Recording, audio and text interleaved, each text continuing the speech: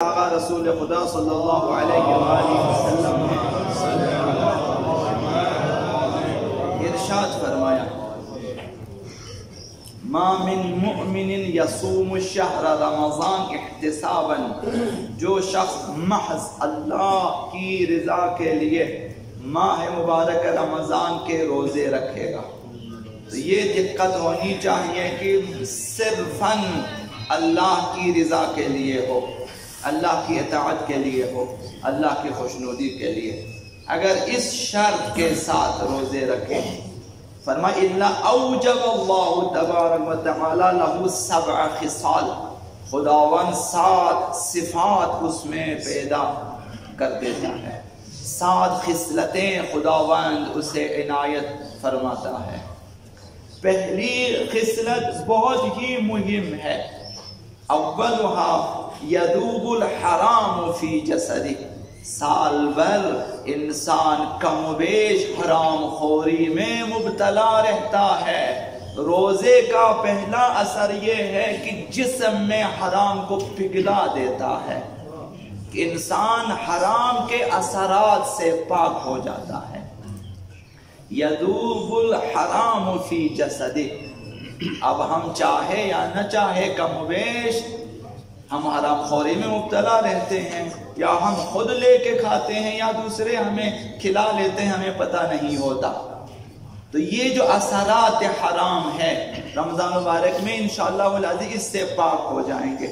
دوسرا اثر یہ ہے یقرب من رحمت اللہ عز وجل، خداوند روزہ دار کو اپنے رحمت کے قریب کر دیتا ہے، رحمتیں سایہ فگن ہو جاتی ہیں۔ اور تیسری خصوصیت یہ ہے کہ یکون قد کفر خطیئت آدم ابیہ علیہ السلام، باور کریں گے آپ کہ آپ کے روزوں کا اثر حضرت آدم پہ پڑتا ہے۔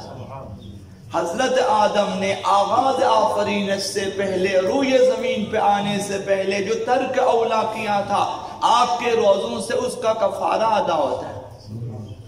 حضرت آدم کے لیے بھی خوشحالی کا باعث ہے، ان کے بھی درجات بلند ہو جاتے ہیں، ان کے فرزندوں نے روزہ رکھا۔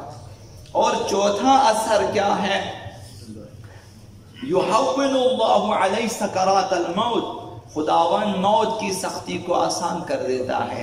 یہ شخص بڑی آسانی سے مرے گا، بڑی سہولت کے ساتھ مرے گا اور بڑی خوشحالی کے ساتھ مرے گا، دکھ درد سے آزاد ہو کر مرے گا۔ موت کی سختیاں خداوند رمضان المبارک کے روزوں کے سبب اٹھا لیتا ہے۔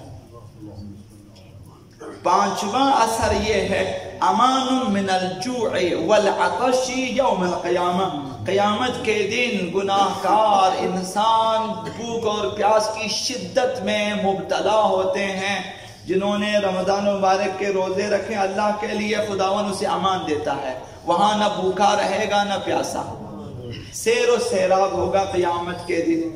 اور چھٹا اثر یہ ہے یعطیہ اللہ براءۃ من النار، جہنم سے آزادی کا ایک پروانہ خداوند اسے دے دیتا ہے۔ ماہ مبارک رمضان کے آخر میں ایسی چیزیں نصیب ہوتی ہیں۔ اور ساتواں اثر، ساتویں خصوصیت یہ ہے یطعمہ اللہ عز وجل من طیبات الجنہ، خداوند متعال بہشت کے پاکیزہ نعمتوں سے اسے کھلائے گا۔